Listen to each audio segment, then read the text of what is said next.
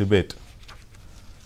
జగన్మోహన్ రెడ్డి గారికి ఈ ఎన్నికలు ఒకదాని మీద ఒకటి ఊహించిన విధంగా ఎన్ని రకాల ఇబ్బందులు తీసుకురావాలో అన్ని రకాల ఇబ్బందులు తీసుకొచ్చేస్తుంది. ఒకటి ఆయన పరిపాలన వైఫల్యాలు, 2 పరిపాలనలో అసమర్థత, 3 మూర్ఖత్వపు నిర్ణయాలు, 4 ఆయన పార్టీ ఆయన కార్యకర్తలు లేకపోతే వాళ్ళ నాయకులు చేసే అరాచకాలు, అధికారులు కూడా ప్రజల మీద బాధ్యత మర్చి ప్రయోగించే చట్టాలు, ఇట్లా ఒకటి కాదు. వీడికి తోడు అవినీతి, విపరీతమైన అవినీతి, ఆశ్రిత పక్షపాతం, అప్పులు, రాష్ట్రాన్ని అప్పులమయం చేయడం, అభివృద్ధి లేమి, పూర్తిగా అసలు కనీసం రోడ్లు కూడా వేయని దౌర్భాగ్యపు కార్యక్రమం.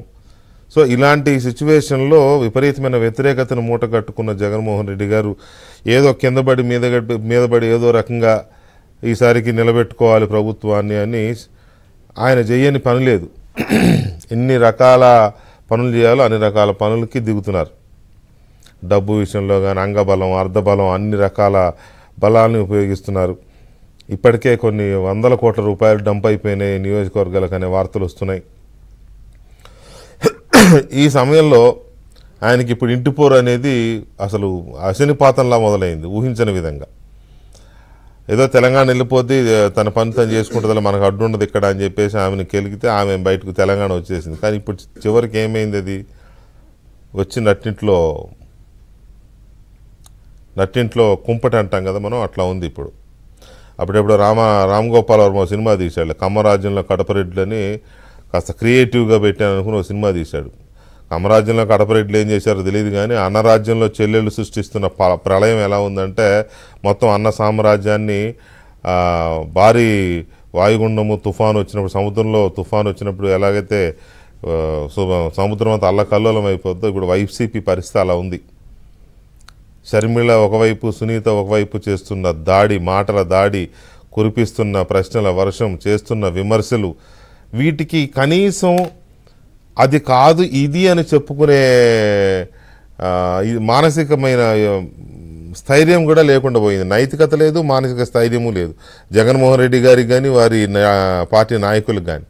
ఎక్కడ షర్మిల వేసే ప్రశ్నలకి, సునీత వేసే ప్రశ్నలకి కనీసం సమాధానం కూడా చెప్పలేని పరిస్థితి. ఒకటే వాళ్ళకి తెలిసింది ఏంటంటే ఇది చంద్రబాబు రాసిస్తున్న స్క్రిప్టు అని.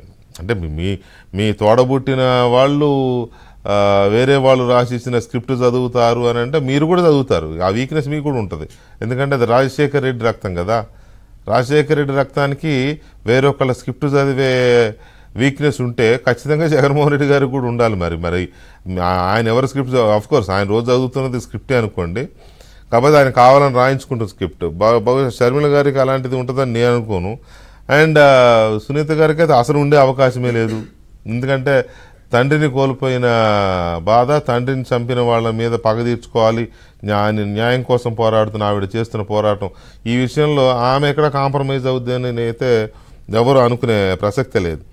అయితే వీళ్ళిద్దరూ వేస్తున్న ప్రశ్నలు, వీళ్ళిద్దరూ చేస్తున్న విమర్శలు, వీళ్ళు ప్రజల్లోకి వెళ్ళి చెప్తున్న మాటలు జగన్మోహన్ రెడ్డి గారిని ఉక్కిరి బిక్కిరి చేస్తుంటే ప్రజల్ని కూడా ఆలోచింపజేస్తున్నాయి. కడపలో షర్మిల గారు అవినాష్ రెడ్డి మీద పోటీకి దిగారు ఎంపీగా. అందులో భాగంగా ఇప్పటికే 3-4 నియోజకవర్గాలు పర్యటన అయిపోయింది. ఇంకో 3 నియోజకవర్గాలు ఉన్నాయి.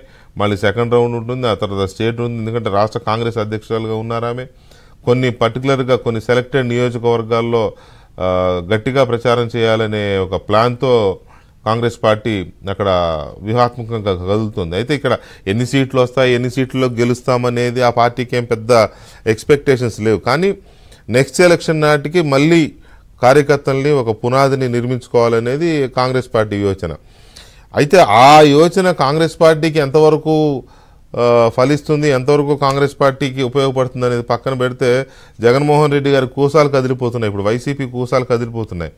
దాదాపు మెజారిటీ నియోజకవర్గాలు, దాదాపు సగం నియోజకవర్గాల్లో 5 నుంచి 10,000 ఓట్లు మినిమంలో 10,000 ఓట్లు కాంగ్రెస్ పార్టీ తెచ్చుకుంటుంది అనేది ఒక అంచనా. ఈ 5 నుంచి 10,000 ఓట్లు 100% వైసీపీ ఓట్లే. ఇప్పుడు ఇది ఒక పెద్ద, ఏ సర్వే చేయించుకున్నా షర్మిల కొడుతున్న దెబ్బ, సునీత కొడుతున్న దెబ్బ వైసీపీకి నిద్ర లేకుండా చేస్తోందట. ప్రతి నియోజకవర్గంలోనూ ఇదే పరిస్థితి. సగం నియోజకవర్గాలు అయితే ఇలా ఉన్నాయి. దాదాపు ఒక 25 నుంచి 30 నియోజకవర్గాలు అయితే అసలు ఇక వైసీపీ థర్డ్ ప్లేస్లో ఉంటుందేమో అనే స్థాయిలో ఉంది. ప్రజలు అంత రగిలిపోతున్నారు. పర్టికులర్గా రాయలసీమ నియోజకవర్గాల్లో కాంగ్రెస్ గెలుస్తుంది అని కాదు, మేము 1 or 2 నాకు తెలియదు, కానీ వైసీపీని మాత్రం దారుణంగా దెబ్బకొట్టే పరిస్థితికి వచ్చారు. కడపలో ఆల్రెడీ షర్మిల గెలుపు ఖాయమనే ఒక వాతావరణం వచ్చేసింది, కడపలో ఆమె గెలుస్తుంది అని. అందుకే ఇప్పుడు కొత్త ఇదేంటంటే అవినాష్ రెడ్డిని అక్కడ అభ్యర్థిగా మారుస్తున్నారు అని. ఆయన పోటీ నుంచి తప్పించి అభిషేక్ రెడ్డి, ఇంకొక చిన్నాన్న కొడుకు అభిషేక్ రెడ్డి అంట, ఆయన పెట్టబోతున్నారు అనేది లేటెస్ట్ తాడేపల్లి అక్కడ ఇంటర్నల్ తాడేపల్లి ప్యాలెస్లోంచి వస్తున్న లేటెస్ట్ లీక్స్. బహుశా రేపో ఎల్లుండో అది కూడా వస్తుందేమో. దీంతోపాటు మరికొన్ని నియోజకవర్గాలను కూడా పరిశీలిస్తున్నారు. అయితే ఇక్కడ అభ్యర్థులు కాదు కదా, అభ్యర్థులు టార్గెట్ కాదు, అసలు మొత్తం కుటుంబమే చేసిన వ్యవహారం మీద షర్మిల అండ్ సునీత చేస్తున్న దాడి. మీరు ఎందుకు హత్యని ప్రోత్సహించారు, మీరెందుకు హంతకుల్ని ప్రొటెక్ట్ చేస్తున్నారు, మీరెందుకు హత్య చేయించిన వాళ్ళని ప్రోత్సహిస్తున్నారు, వీటిని వాళ్ళు నిలదీస్తున్నారు. ఎందుకు నువ్వు దాచావు, ఎందుకు సిబిఐ ఎంక్వైరీ వద్దన్నావు, అసలు నీకేంటి భయం, నీకున్న సంబంధం ఏంటి హత్యతో, ఇన్ని రకాలుగా ఒకటి కాదు ఆమె వేస్తున్న ప్రశ్నలకి సమాధానం లేని పరిస్థితి. ఇవి ప్రజలను ఆలోచింపజేస్తున్నాయి. ఏ హత్యను ఆధారంగా చేసుకుని 2019 ఎన్నికల్లో జగన్మోహన్ రెడ్డి ప్రజల్ని మభ్యపెట్టి మాయ చేసి ఓట్లు వేయించుకుని అధికారంలోకి వచ్చారో, ఇవాళ అదే హత్య ఏ చెల్లెళ్ళంటే అప్పుడు సునీత గారు బయటికి రాకపోవచ్చు, కానీ ఏ షర్మిల అయితే 2019 ఎన్నికల్లో విపరీతంగా ప్రచారం చేసి అన్నని ముఖ్యమంత్రిగా చూడడం కోసం కష్టపడిందో, ఇప్పుడు ఆ చెల్లెలే వైసీపీని నామరూపాలు లేకుండా చేసే పరిస్థితికి ఆమె ప్రచారం చేస్తున్నారు. నిజంగానే వైసీపీ పరిస్థితి ఏంటి ఈ ఎలక్షన్ల తర్వాత అనేది కూడా కొంత చర్చ అయితే ఉంది. సో ఏం జరగబోతుంది, ఈ వీళ్ళ ప్రచారం ఏ స్థాయిలో ఉంది, ఎంతవరకు ఈ ప్రజల్ని ఎంతవరకు ఇంపాక్ట్ చేస్తోంది, వైసీపీకి ఏ మేరకు నష్టం కలిగించబోతోంది, ఎన్ని సీట్లలో వీళ్ళ ఇంపాక్ట్ ఉంటుంది అనేది చాలా కీలకం. అలాగే కడప పార్లమెంటుతో పాటు మరికొన్ని అసెంబ్లీ సెగ్మెంట్స్ మీద కూడా చాలా కీలకంగా ఉంది. నాట్ ఓన్లీ కడప జిల్లా, పక్కనున్న కర్నూలు జిల్లా కావచ్చు, అనంతపురం ఎట్లాగూ వైసీపీ అక్కడ చాలా వీక్గా ఉంది. ఇటు చిత్తూరు కావచ్చు, ఎందుకంటే కడపకి ఆనుకొని ఉండే అటు రాజంపేట, పొంగనూరు, వీళ్ళు వైసీపీలో పెద్దలు కదా, వీళ్ళ మీద కూడా ఇంపాక్ట్ ఉంటుంది అంటున్నారు. సో